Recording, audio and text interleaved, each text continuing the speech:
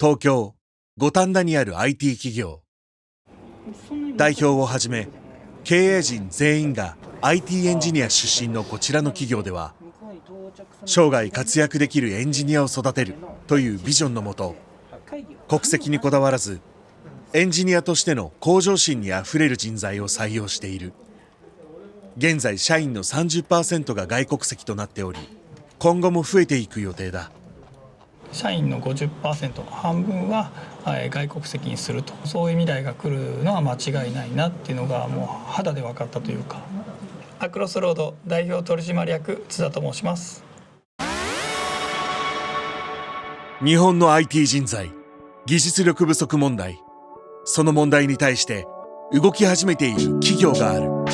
高度外国人人材と共に歩む日本の未来を動かす最先端の経営の形、ビジョナリー経営、ムービングジャパン。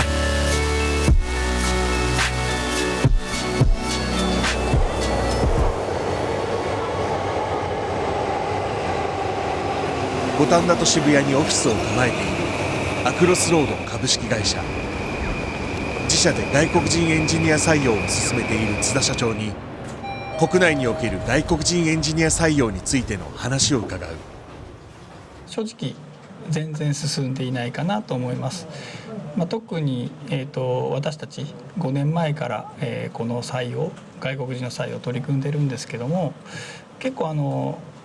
知り合いの企業さんからはですね、どういった内容なのかとか、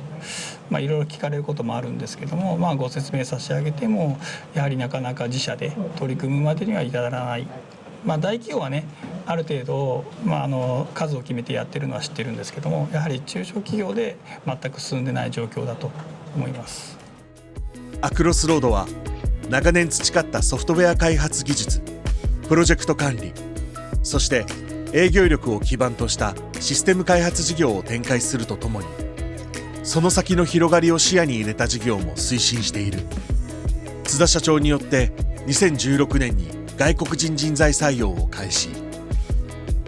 現在の社員比率は日本人が 70%、外国人が 30%、ベトナム、インド、中国、リトアニアなど複数の外国籍の社員が働いている。また現在はウクライナとインドの大学と提携して新卒採用も行っている。津田社長はなぜ外国人人材採用を始めたのか、話を伺う。3年前まで一人でずっとやってたんですね。でその中で、分かってきたことがもう明らかに分かっているのが、採用やるにあたって当然人材のデータベースとかを検索させてもらうんですけども、もう1年ごとに日本人のデータがもう半分ぐらいずつ減っていくんですね。もうこのままでは私たちが人材が全ての事業ですので、人材が採用できないと、そういう未来が来るのは間違いないなっていうのがもう肌で分かったというか。まずウクライナという国は、国は、決めたのきっかけはご縁だったんですけども、やはり大きく違うのは新卒とそうでないパターンなんですね。で新卒をやるのはですね、実はもうちょっと後かなと思ってたんですけども、ご縁があって、その海外の大学さんとですね一緒に連携してやれるって機会があったので、現地でその日本語もですね教えてる方とも一緒に連携してるっていうのはちょっと違うんですね、明らかに。なので、入社する時にはある程度、日本語を知った状態、喋れるまでは至らないんですけども、ある程度やっぱりその現地で日本というものに興味を持つ人を集めて、ベーシックなことをやった後に、我々も採用してっていう、ちょっとかなり大変な取り組みなんですけども、そういうプロセスを踏んでいます。インドとベトナムに関してはどちらかというと、日本にいる方というか、こちらに関してはもう、紹介ですね。こちらは実際に入社した外国籍の社員の一人。アクロスロード株式会社のスワミナダングワンです。インド人でタミルナドの出身です。ウェブサイトなどのシステム開発、実装を行っている。なぜ日本で働こうと思ったのか。インドで大学を勉強してからそこで日本語を勉強し始めました。その時に日本語で一番興味があって、日本で働こうと思ってそこで働き始めました。仕事では今私やってる仕事でもっと成長してインドと日本の関係のブリッジ橋のようなことをやりたいと思ってます。こちらのここの会社もちゃんとすごくやってるんでいろいろなことをやってるんでインドの系でなんか関係に貢献したいと思ってます。仕事的にねプライベート的には自分の日本語力とか今やってる仕事でもなんか日本人との会話がちゃんとすごく合わせるように高めようと思ってます。もう一人入社した外国人社員、未経験で入社し最近育児休業から復帰した働くママ、ベトナム人のチャーさん。ベトナム出身のチャーと申します。今アクロスロードのエンジニアとして活躍しています。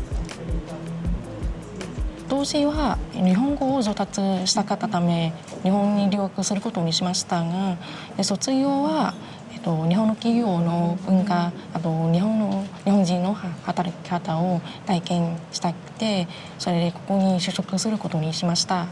最初は分からないことはあるんですけど、でもなんか社内にいらっしゃる方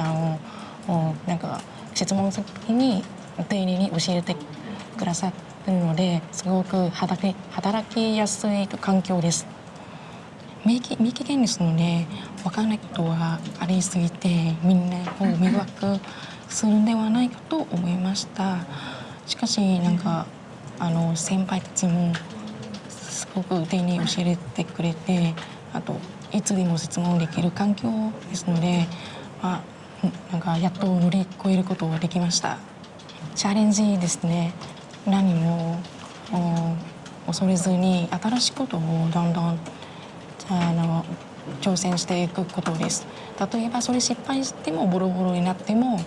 それも勉強の一つですので、だからどんどんやったことないことをどんどん挑戦していって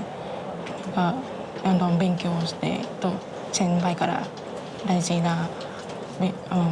ことを教えてくれました。一緒に働いている上司やメンバーは外国人採用についてどのように感じたのか。外国人メンバーと共に働く課長の岡田さんに話を伺う。外国人のエンジニアを受け入れるに関しましてはもともと会社としてもやっていくという点もありましたので、社内みんな全体般的に積極的に考えていたのかなと思っておりまして、受け入れに関してましてもそんなに抵抗なく受け入れてたとは思っております。ただやっぱり最初なので、どうしたらいいんだろうっていうところはいろいろあったとは思うんですが、それが今1年数年経ってみてですね、もうそれが日常的に受け入れられるような形になってきているかなとは思っています。今の国籍数よりももっと多くの国籍数が増えてくると思うんですね。それで5割となると多分半分はそうなってくると、もっと10カ国20カ国とかの国籍を持ったメンバーが増えるといろんな考えが入ってくるのかなと思うんで、私は楽しみですね。苦労した点としましてはやはりあれですね、聞き取りと書いてみて文章に起こすことですね。そういった点でまだやっぱり不十分な点が多いかなと思っているので、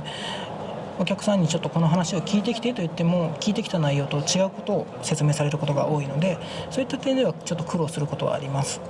ただですね、そういうことを乗り越えるということで何をしているかと言いますと、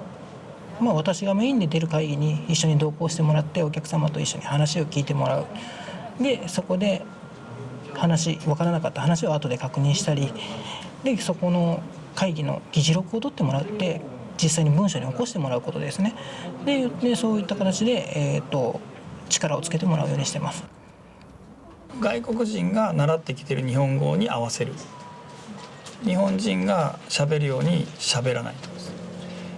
外国人が例えば居酒屋さんにみんなで行くと居酒屋での僕らの会話は全くわからないそうです。そういう言葉になってるってことですね。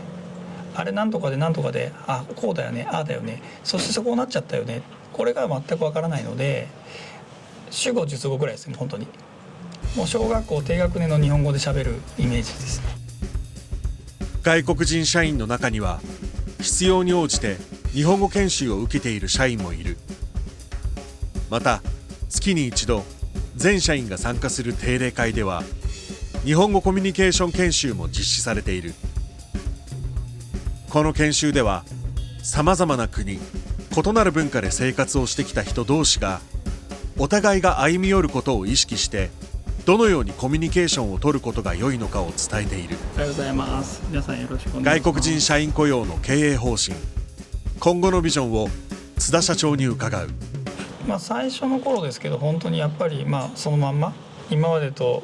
旧態依然な感じで、やはりコミュニケーションが取れないイコール現場では使いづらいっていうのが最初はたくさんありましたね。今もきっとあるんでしょうけど、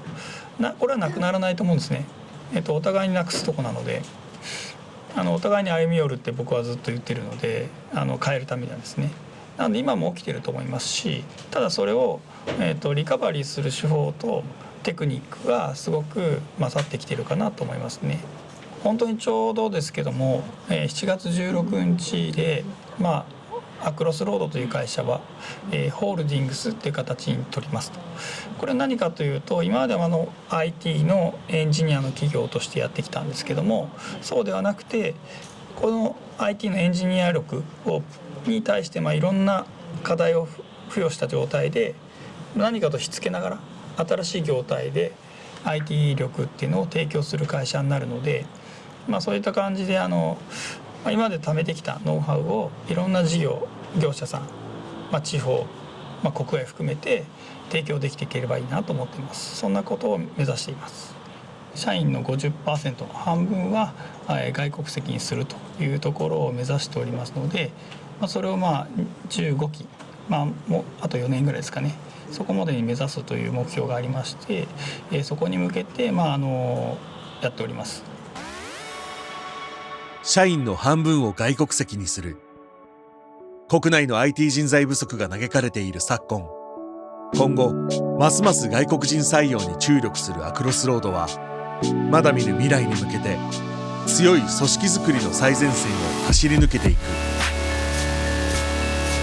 ビジョナリー経営、ムービングジャパン。